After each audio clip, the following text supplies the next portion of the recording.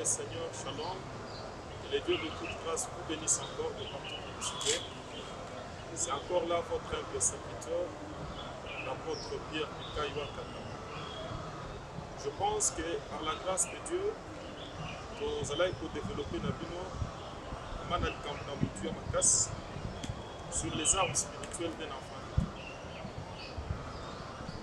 Totangaki na bino na mukanda na Nzambe à Ephésiens 6 que nous pouvons encore relire. Parce que j'ai avec moi ma Bible là. La Bible dit dans Ephésiens 6 chapitre 2 Ephésiens 6 versets 10 à 14 nous pouvons lire au nom de Jésus-Christ.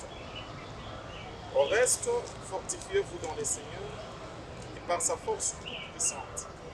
Revêtez-vous de toutes les armes de Dieu afin de pouvoir tenir ferme contre le ruse du diable. Car nous n'avons pas à lutter contre les chairs et les sangs, mais contre les dominations, contre les autorités, contre le prince de ces mondes de ténèbres, contre les esprits méchants dans les lieux célestes. C'est pourquoi prenez toutes les armes de Dieu afin de pouvoir résister dans le mauvais jour et tenir ferme après avoir reçu. Tenez donc ferme. Ayez à vos reins la vérité pour ceinture. Revêtez la cuirasse de la justice. Amen. Bon, je crois que bien aimé dans le Seigneur, Nandisumi Nanzambe, Bengeto Monakifa passé, et l'autre Kolobela Mintuti Nibale. Vérité pour ceinture et cuirasse de la justice. Baleleki to Monakete, Itumbana biso ezali ya nzoto. Thomas oloba ke bomi lendisa na we etikali bino nyonso kati na monaki ke mukristo mwana na Nzambe azotire force na ye na baproblème te, azotire force na ye na makambo azokutana nango te. Et mukristo azali oyo azali ko se fortifier dans la parole de Dieu, dans la parole de Dieu. C'est-à-dire qu'il ne faut pas qu'on se plaigne de oh, Nazana Bitunga, Nazolo Kangai, tout ça. Ça, c'est rien. Quand on loka Zamba ko bandela mokili pona yote. Zamba ko changer makambu ya mokili denga sa keli yango pona yote. La chose à retenir c'est que en tant que chrétien, dengo osali makasi na yozo puiser yango na bolingo ya batu. Makasi na yo ozo puiser yango na ba prestation ya batu te, mais makasi na yo ozo puiser yango na kati na moyo sainte, na kati na liloba na Nzambe, dans le Seigneur, dans le nom de Jésus. Et l'apôtre Paul a dit ça qui soit le dit, revêtez-vous de toutes les armes de Dieu. Donc, l'air mutozo puiser makasi na kati na ngolo et sengeli ala de Nzambe. Pourquoi? Puisque oyazo sala gaza la force, c'est Jésus. Alors il faut bibundeli na Nzambe yepe azo alata yango.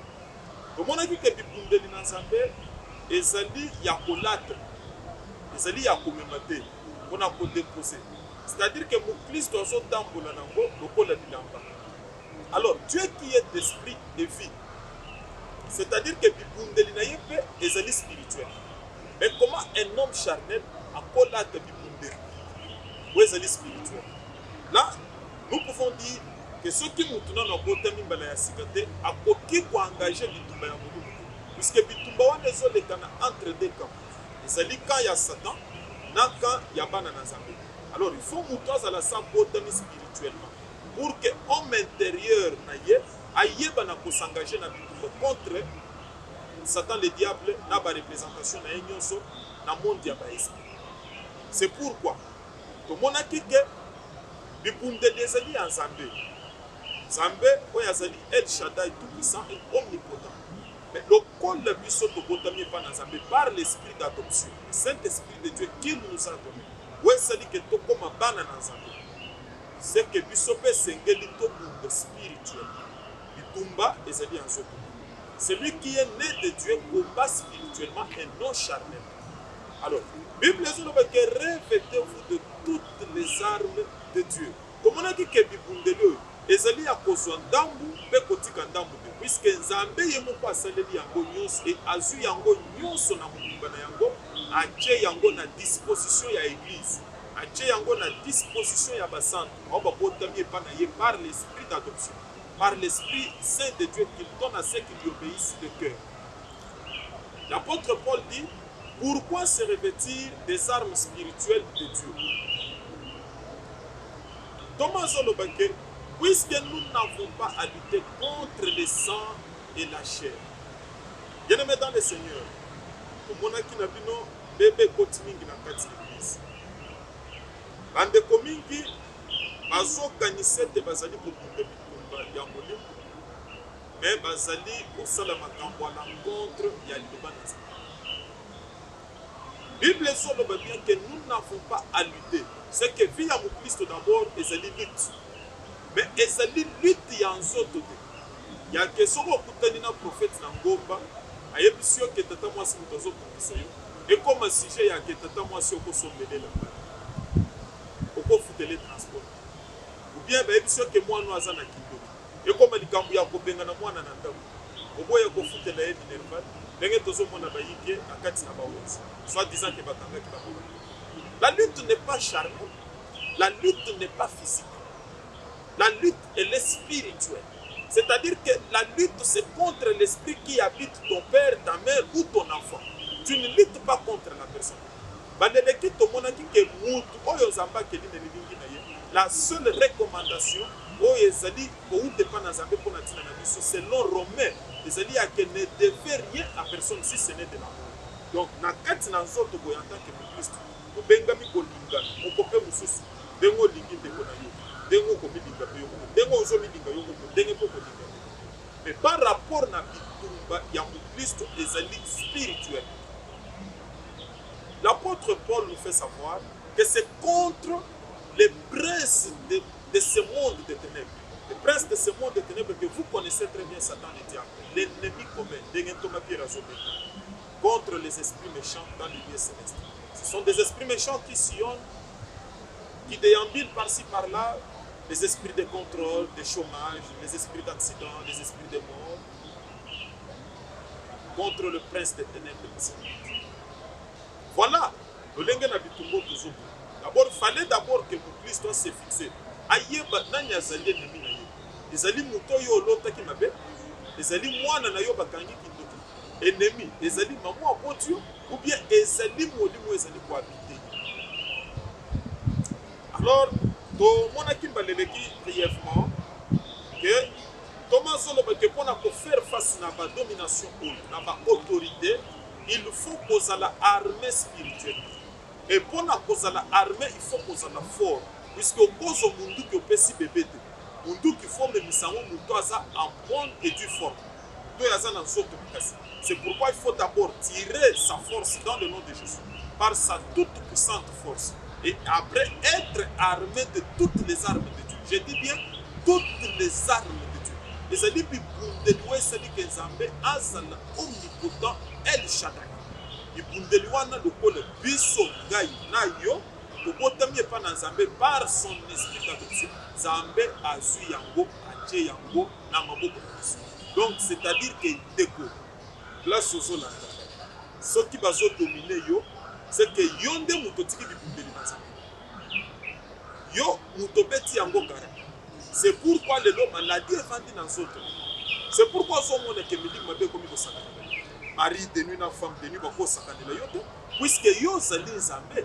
Bible les olobana kanda na Jean na épître ya Yohan que petit enfant vous êtes de Dieu, vous les avez vaincus pas à cause de vous mais à cause de celui qui habite en vous. Celui qui habite en vous c'est qui? C'est Dieu. C'est le Saint-Esprit de Dieu, c'est Jésus-Christ. Alors ceux qui ont na kati na bino ye muto azali El Shaddai et sengeli bino ko mema bibundeli na ye obunda. Est-ce que Nzambe bakolonga? Yo yoka wapi balongiza? Les autres commandent que yo maladie solo. Les autres commandent que vous volez solo. Alors, l'apôtre Paul ne reste pas comme ça sur miwe te azoloba azo yoka o mulimu na zamba azo compliqué yebe azo komela ya ko église. Que dit l'apôtre Paul? Dans verset 14 il y a chapitre 6 il y a Éphésiens. La Bible dit que nous pouvons relire parce que nalinga ko évoluer mingi na mukanda na Nzambe pour ne pas raconter des imbéciles. Tenez donc ferme Donc il faut que il faut tenir ferme. Puisque Satan a menacé, on a copié son image qui peut-être son père. Or que celui qui habite en toi, c'est un Dieu tout puissant. Donc à regrouper Banguya Nyos, Yabamando, Nabambikuti, Midibu Nabizeng, ya franc-maçon, ya Kindoki, ya Libote, donc on est Nyos, nous avons regroupé Yangoya Bini de tout puissant. C'est pourquoi nous l'appelons omnipotent El Shaddai. Alors l'apôtre Paul dit que tenez donc ferme. Moi, dans Nazamba Zonga Kassimate, ayant connaissance, il y a esprit de force aux amis pour habiter dans le quartier. L'apôtre Paul dit, tenez donc ferme, ayez à forer la vérité pour ceinture. Ayez à forer la vérité pour ceinture. Nous avons dit que Bibundeliwa est spirituel. Et ça dit que Bibundeliwa, il y a États-Unis, il y a Allemagne, Bibundeliwa est spirituel. Ayez à forer la vérité pour ceinture. Sodan il n'y a pas de sans ceinture. Sodan il n'y a pas d'élément à Mémichar, mais dans le cas de la Timokaba. Donc il y a des choses qui sont toujours là dans le cas. Où est-ce qu'on son puisque ceux qui nous donnent la ceinture des pantalons de Koye. Dans l'air pantalon sont Koye, Bolumbu na ye Komona. Dans l'air Wana Soni na ye et Koyeba à Miss. Alors, Mundu qui a yam. Où est-ce que mon Christ est dans la position de force? Et c'est la ceinture. Ceinture wana, où est-ce que spirituel? Et c'est représenter la vérité. Donc, mon Christ est à Bayini. Azali mon Christ peut se retrouver dans une situation compliquée dans la vie à dénuement. Azali mon Christ maladie qu'on a composé. Pourquoi? Puisqu'azo zanga vérité dans le cœur. Azo zanga vérité. Et vous verrez que Mindu Kyo Nyoso, les alliés kolobela Christ. Puisque la vérité, c'est Jésus-Christ de Nazareth. La Bible dit qu'il est le chemin, la vie et la vérité. Dans le cas de Christ, il faut le soutenir dans le Nazareth. Et bien, les basali par Christ habité. Mais vérité, c'est qui pasteur naye ezali à Congo. Vérité zate a escroquer biloko bato na Angola akoko te susu. Prophétie na yeza ya piton. Azo tango de kobo kolekana bapagano. Vérité za na kati na yete. Les roso talaye ozo mona ke makambo na Nzambe azo loba yango madam. Mais ne sa le vérité zate. Mu Kristo ya za mikolo nyonso na ndako na Nzambe. Mais chef de l'État peut sa mission. Congo na yesu eza na monoko na ye na Twitter na Facebook a verset biblique tondi na page na ye mais ba pesa ye mission ya ke s'occuper dans nzela songoli okomona montant oya ko pesa chef de l'État eza 80 millions mais l'air papa ya chef akoleka na wana okoya ko bima 12 millions okomona ke aza mu Kristo ya Congo akoya ko suka na makana lobi kuna ba ko bengane na musala pourquoi puisqu'azanga ki sentir na loketo l'air bitumbe telemelier pantalon elongwe soni na yebi miba. Dans Jean 17 verset 17. Maintenant bazali pur, je l'ai sanctifié par ta parole qui est la vérité. Vous voyez que pour nous tous dans la position de force, il faut le loba ensemble et soutenir ma reine. Là où il y a la procréation. Dans le moment où il y a eu mon cabolati et un mensonge de Gogolonga, puisque Dieu lui-même utilise la vérité comme ceinture. Il dit que je suis le chemin, la vie et la vérité. C'est-à-dire que mon caboya ça l'a dit déjà, et ça l'a dit mon et ceux qui yo, moi na nazambe, oyo botamier pas nazambe, au l'a dit mon cabaya vérité, tu verras qu'ils te feront la guerre, mais pas pour puisque la vérité finit toujours par triompher. Voilà qu'aujourd'hui, bazo s'attaquer na bato et nga bazo lokanga nani ba lokanga yete même ko Yesu Christ mwana na Nzambe c'est pas bundisa ki babaka ke ne kurusi be bitumba ya mokili longa ki yete yo kanisi ke soko botami pa na Nzambe bako ya kolonga yo Jésus a ebisa ki Nikodème soki muto botami mbana ya si azo koma lokola mopepe otazo ut atu bazo yo otazo ke mais moya ko simba yezate okoyoka ye mais okoyeba ta utu ya personne quelque part simba yende. Il en est de même pour tout chrétien, pour tout enfant de Dieu. Oh, il y a beaucoup de monde qui est là. Mais pourquoi je suis là? C'est puisque je suis en vérité. Je suis en vérité. ozokosa mwasi. Voilà pourquoi bazolonga. Mobali azozwa temps ya kokoma na ndako na Nzambe te osaleleki. Akopesa un dixième. Eza ya $300 yo kokaka okomi $650. Lobi kuna osala ya mobali ekokufa. Se retrouver kokomi kolala na biketi. Otikala na kombo na Nzambe na munoko ngaye na Nzambelaka. Siko lingolo bake Nzamba sa lukuta. Ubio lingolo bake Nzambe balongi ye. Nzambo ya longi saki Abraham na bakonzi ebele. Nzambo ya longa ki Sancheri. Hein? Nzambo ya longa ki ba amoreye, Nzambo ya démontrer ki puissance na ye na bitumba ta ba bange ki na loni. Akoya ko échouer na kana yo. Awa na sote ya yo ndeko place ozali. Éviter que bantu bazobika na Allemagne, bantu bazobika na Kasongolunda na Congo na Nzambe. Dieu est tout puissant. Il guérit tous les jours, chaque minute, chaque instant. Dieu, il est l'opérant des signes et des prodiges. Mais le problème, c'est que Bibundeli na Nzambe. Bibundeli na Nzambe. Yangonde yozozo. Yozozanga. Olwa che yango alobi rêve-vous lata yango vérité etambola na yo. Lata vérité zala mutu akoloba bosolo, papa ministre loba vérité. Député loba vérité. Loba vérité. Ndeko mosali na Nzambe yo butozo tanga makonzi loba vérité. Pesa rapport ndenge ezali. Pesa rapport ndenge ezali. Même yo pe pasteur Bible les oloba que donner à vos serviteurs ce qui est équitable. Hein? Ni sur le côté belé mais parce que dans Nzambe ma chemise ça ka kokatana na kingo masolo ça ka que moi j'ai fait 17 ans la permanence c'est quoi ça? Olingi bango pe passer 17 ans la permanence. Hein? Oza la vérité te. Oza la vérité te. Moyembi azobel. Oli opese mbongo akende na hôpital. Ozo yebise que non ça fuka mana sambele yo. Est-ce que mwana na yo na ndako? Soki abeli. Oyebise fuka mana sambele yo. Voilà. Pourquoi bitumba ya mokili ezolonga dozo ya komona o azambu Christ asatandi lokoloko o basu Jésus puisqu'en toi il y a la toute puissante force de Dieu. Mais comment basu Jésus? Comment basu Dieu? Corona ezokoma bantu na mokili. Mais ana bantu bazobika na corona. Il est question ya kolata bitundeli na Nzambe oyo alonga ki Satan na mampinga na nyos na Golgotha. Et azoloba que je vous ai conféré le pouvoir de marcher sur les serpents et sur les scorpions, sur toute la puissance de l'ennemi. Et rien de ces choses ne pourra vous nuire. Donc, vous voyez déjà que nous possédons le pouvoir. Mais c'est ce que nous devons exercer yango na bibundeli na Nzambe. Oui, c'est d'abord vérité. Oui, c'est d'abord vérité. Mais aux la vérité, tu peux s'en sortir. Pour s'en sortir, au côté de mon Christ ya kombo mais fin na yo ezali ko témoigner Christ te. Or la Bible dit que Bolo ebisaki bango na kotine de bino oli musa. Le Saint-Esprit survenant sur vous recevrez une puissance. Vous serez les témoins en Jérusalem, en Galilée, en Samarie, en Judée, jusqu'aux extrémités de la terre. Donc, au moment que mon Christ azali muto fin na ye, il faut être témoigner kombo na Yesu par la victoire, par la sainteté, par la gloire.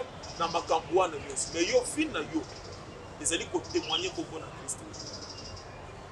Pourquoi? Puisque aux zanga de l'eau vous savez si yo par manque à vérité. De l'eau ça na souffrance par manque à vérité. De l'eau ça mikuta na kati na makambo makasi puisque aux zanga vérité. Puisque aux zanga vérité. Jésus-Christ est la vérité. Je l'ai resanctifié par ta parole qui est la vérité. Mais yo ozali impur. Moyen de pas monnaie kota na ndako na yo esate puisque liloba na Nzambe za na ngotie, tu n'es pas sanctifié. Tu n'es pas sanctifié par la parole de Dieu qui est la vérité. Voilà. Donc na loba ki bande ko baninga mikati na connaissance. Dik mama na likambo na biso ezali ya bibundeli na Nzambe, o ezali na maboko na bayenge men. Po bayeba na kokonza, bayeba na ko dominer corona. Bayeba na ko tambola likolo na bokau. La plupart des chrétiens vivent dans le dénuement. Parce qu'on a une souffrance atroce. Et belé dans l'église n'a pas santé précaire. Mais sont ceux-là qui invoquent le nom du Seigneur nuit et jour. Ils invoquent le nom du Seigneur, mais pourquoi Satan a même mis le colon à Bomo? Mais au Colombie, il y a épreuve, épreuve, il y a pour rendre mission parfait. Mais épreuve n'a vie à moi dans la Zambie, c'est l'éternité. Mais il y a eu ces oumeli. Tu ne comprends pas qu'il y a quelque chose dans la tête de la communauté. Tu pries beaucoup, mais oza lokola tono bazotia mai meza na lidusu na se mai ezobima, c'est puisque vérité ezotrahir yo. Oza na étoile ya keba konome yo, oza na étoile ya kozobisala, ozosala affaire ezokende liboso, mais confiance ebeba na bato mingi par manque ya vérité. Ayez aforin la vérité comme ceinture. Ya yo ki muklistu olatini na mokapu, olatini na loketo lokola mokapu. Olatini. Thomas Okende, puisque minduki na Nzambe ezali mwa mingi. Minduki na Nzambe ezali mwa mingi. Thomas Oloba que ayez aforer la vérité comme ceinture. Or, soko tangi bien na mukanda na Job. Bible Oloba na mukanda na Job 12, 18 que ceux qui balingi pas dépouiller roi. Kolongola ye loket, ceinture na loket. Donc, aux hommes que les puissants, bazali ko perdre autorité na bango, puissance na bango, par manque ya ceinture. Yo sozala ki puissant na ba faire. Ozala ki puissant, mbeni ya mokonzi ya mboka. Sozala ki na positionnement madame. Lelo se retrouver par terre, puisque balongo liyo ceinture na loket. Satan a boto la ki yo vérité. Les raboto liyo vérité, on se retrouver comme une bamba dikiti. Se retrouver comme ça. Alors, Thomas Olobake, on a tapé Kuiras et justice. Kuiras et justice. On a Kuiras et justice, toko tala yango na Esaïe 59, verset 17. Ici, vous allez au Kotanga, vous en avez Bible, puisque vous avez la télévision, vous allez au Lansendenge pesa télévision. Kuiras ya justice, kuiras ezali ebundeli ou bien munduki au soldat romain azalaki kolanda na ntango ya kala. Ezalaki koempêcher flèche epénétrer na motema. Ezalaki faite na matière ya cuivre tokoloba libende. Ezokanga tolo pour que lere azokende na bitumba ata babeti ye flèche ezwa na motema. Alors, dans Esaïe, la Bible dit que le Seigneur de gloire se revêt de la justice comme cuirasse. Donc, aux hommes qui justice, les alliés pe mundu qui n'en zambe. Yemo kon zambe motema na ye etondisami na justice. Azali kolata yango pour et protéger motema na ye. Donc, motema na zambe ezali juste. C'est pourquoi tozo benga ye juste juge. C'est pourquoi zambo kolonga ye de même les raisons de Abraham que bana na yo ba kokende na bo pendant 400 ans. Na koya ko pisa na 4e génération.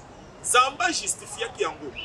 Pona koya ko kotsa bango na kana, azolo ba que jusqu'à ce que le péché ya bamoreye et ko atteindre comble na yango. Donc ozomona que le Seigneur azoya ko exercer jugement likolo na ba habitants ya kana avec raison jusqu'à ce que masumu na bango ko atteindre le pic. Donc c'est un Dieu qui exerce son jugement avec beaucoup de justice, même les colonnes à Baïni, même les colonnes à Batumabé, il ne détruit pas comme ça. Même les réseaux qui na soton pe gomora, et ça qui Abraham a lobi na zo qui de vérifier, ce qui réellement ouais comme linga na matoi et sali wezo salemawa. Ce qui que ouais comme linga na matoi de wezo salemawa na, soton pe gomora peut exister. Mais yo mama o yo tikana na epsa yo. Oko bongo la motema te o lata bibinde na zambe ko lokota na libada. Bana ya mbando zo sengela bango chemise kaka na misi ya papa na kona ko sepelisa ye esoki batikali bango est-ce que bali atikela yo bana bota na basi mususu so bengana bango batikala na wenzi loko nyos kopesa ba oyo mais ozo bateke biloko mokile bunga banda kunyoso ezoteka mo sezalaki ya batu mususu yo kanisi soki bana ba récupérer nde bakomi batu ne sengo na sena mokile sezalaki banda kwa batu mususu bateki yango. Tu n'agis pas avec justice. Façon na yo ya kotambola motema na yo eza malamu te, motema na yo eza malamu te, motema na yo eza malamu te. Mais ozo lukolonga bitumba ndenge nini oza mikolo nyonso na bangomba mena musala musaka ka shishishi kotonga batu kobebisela batu bakopo kobebisela batu bakopo. Jésus a yebisaki ba disciple na mukanda na Matthieu 5, je pense. Vous pouvez vérifier Matthieu 5, 20.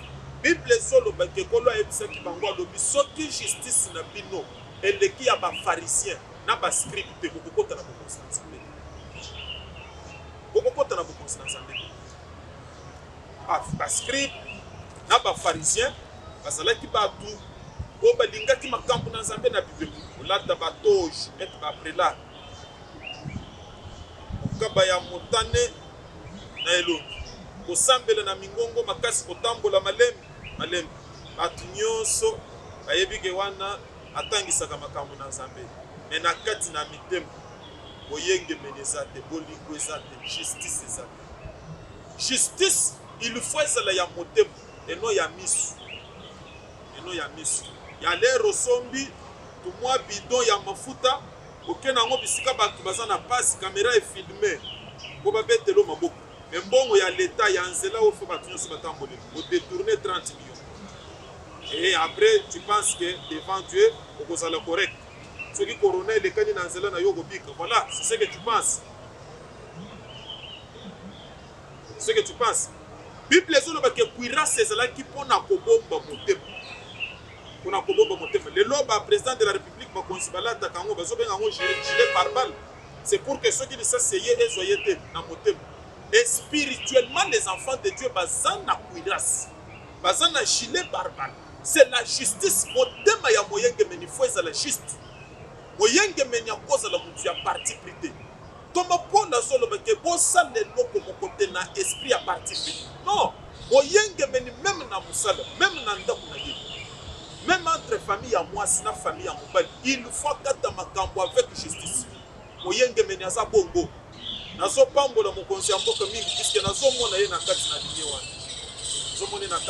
wana moyengemeni aza mutu ya kosangisa bato nyonso soki kalite eza na opposition faut konome elobi teke puisque aza opposant me aza na bakalite okonome ye te soki kalite eza na majorité faut kolouwe yango moyengemeni même soko oza na opposition kozala kaka mutu ya makambo nyonso eza non puisque yo oza na pouvoir te non moyengemeni azali mutu azomona ke likambo ezokende na intérêt ya bato nyonso azoapuye yango c'est-à-dire que motema na ye ezali sembo ezali juste mutu aza na justice na kati na motema na ye bitumba ya mokili elongaka ye te David azoloba ke ata akomi kokita na libulu ya kufa tata nzambe akoreleve ye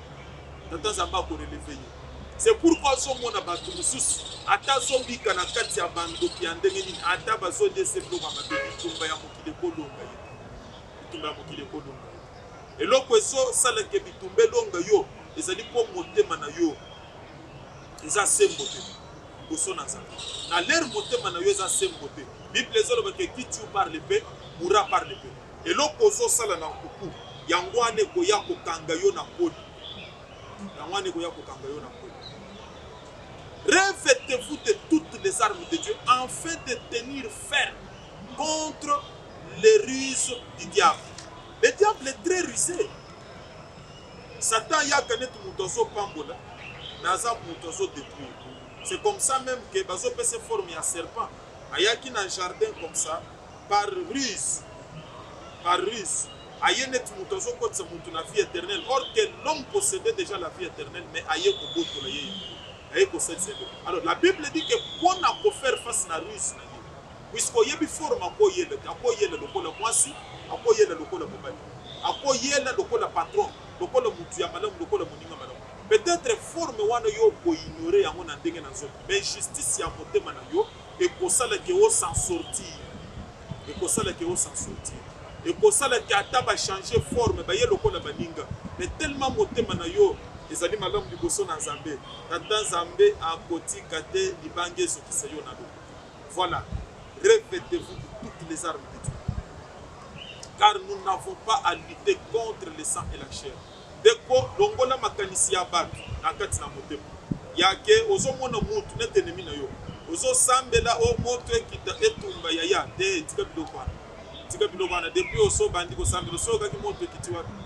Etumba ki village ya wapi. Moto ezo tumba esprit. Moto ana seza Nzambe, c'est le fait du Saint-Esprit. Eza moto ya koni te yamba bulete. Osomona yango. C'est moto moko spirituel, ezali ko s'attaquer na ba esprit. Ezali ko agir dans le monde des esprits. Et Nzambe wana yo botindika yabo mamutu te puisque vengeance eza ya ye. Yo zana ya yo par ezali ya kosalela batu bolamu. Bible ezoloba ke bolamu bozo salela bango nde makala ya moto bozo tya na mutu na bango. Pourquoi? puisque Dieu qui est amour, il est aussi le feu dévorant. Donc ce qu'on lingi moto et tombe esprit mauvais ezali ko habiter na kati na mo salela mutu wana bolamu na ndenge na nzoto. Mais yo la te bibundeli ezali ya nzambe, bibundeli ezali ya nzambe ezali vérité, ezali justice, ezali justice. Oko prétendre kozala mu Kristo, kozala mampinga na nzambe, kozala mwana na nzambe, na moment ozali juste te liboso na nzambe. Soko motema na yo ezali juste te ata olobi en langue ya pamba, langue ekobikisa yo te. Ata o prophétiser ya pamba, munda kuto prophétisaka ya pamba. Ata otei, kolo azoloba que je ne vous ai jamais connu. Oteya ezali synonyme. Ata osali bikambo, c'est moi le magicien salaka. C'est moi le magicien salaka. C'est moi le magicien salaka. Et l'autre pour ça que obtenir, pour faire face na bayini na yo, ezali vérité, mais ezali position ya motema na yo. Motema na yo ezala juste. Ezala juste. Na makambo nyonso zosa. Na makambo nyonso zolo. Motema na yo ezala juste.